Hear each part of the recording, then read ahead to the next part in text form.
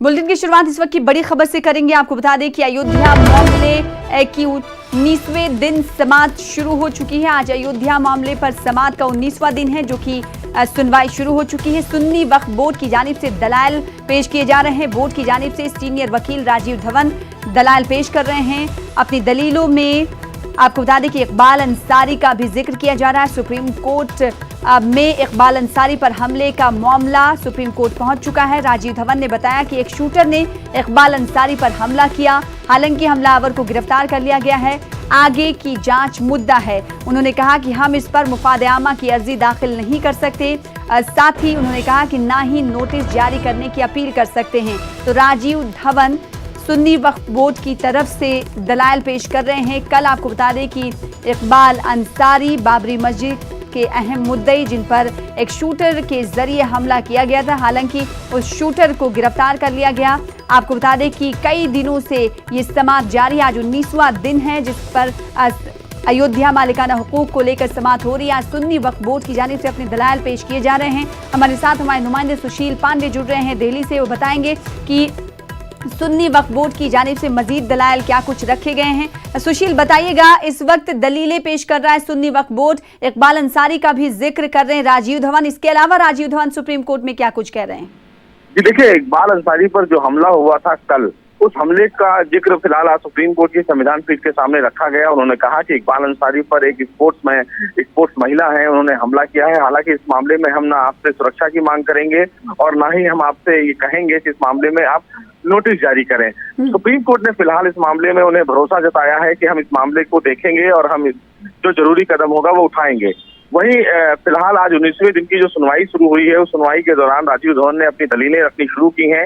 राजीव धवन ये supreme court को बताने की कोशिश कर रहे हैं कि जो तमाम हिंदू पक्षकारों की तरफ से ये दलीलें दी जा रही थी कि वहां पर श्री राम का अस्तित्व था, ऐसा नहीं है। उन तमाम दलीलों पे ये कहा है राजीव धवन ने अब तक कि जो मूर्ति रखी गई थी वो एक सोची समझी साजिश थी जो मस्जिद में रखी गई।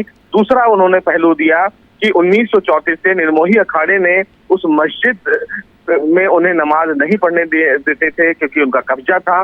सुबह और शाम ही वो नमाज पढ़ते थे, लिहाजा वो ये पोजीशन को प्रूफ आउट नहीं कर सकते हैं। आज जो दलीलें हैं वो फिलहाल अभी शुरुआत की गई है।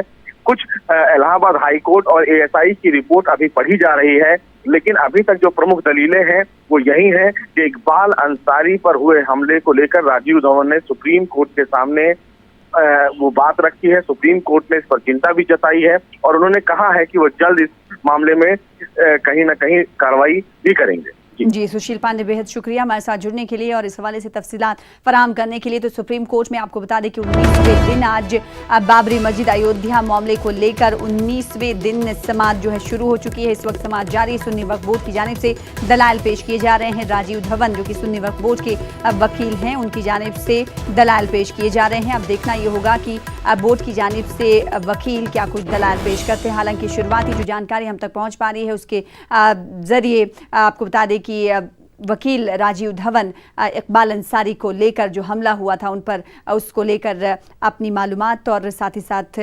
जानकारी ले रहे थे। और इस पर सुप्रीम कोर्ट की जानिब से हैरत का भी इजहार किया गया है और साथ ही साथ सुप्रीम कोर्ट की जानिब से कहा गया है कि इस पर कार्रवाई भी की जाएगी। फिलहाल आगे बढ़ेंगे, श्रीनगर की बात करेंगे। श्रीनगर के मुख्तलिफ इलाकों में आज फिर से बंदिशें आयद कर दी गई हैं। श्रीनगर के इलाही बाग में चंद रोज़ कबल जख्मी हुए नौजवान की मौत की खबर के बाद ये फैसला लिया गया है। पुराने शहर के अलावा दरगाह, हजरत बल, 90 फीट रोड और अहमद नगर इलाके में सख्त बंदिशें आयद कर दी गई हैं।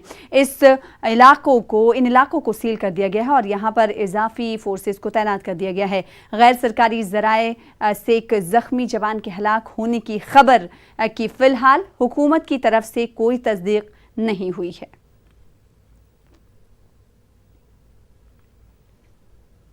जम्मू कश्मीर इंतजामिया की तरफ से एक इश्तहार जारी किया गया है जिसमें बताया गया है कि दफ़ा 370 हटाने के बाद जम्मू कश्मीर और लद्दाख में क्या क्या फ़ायदे होंगे।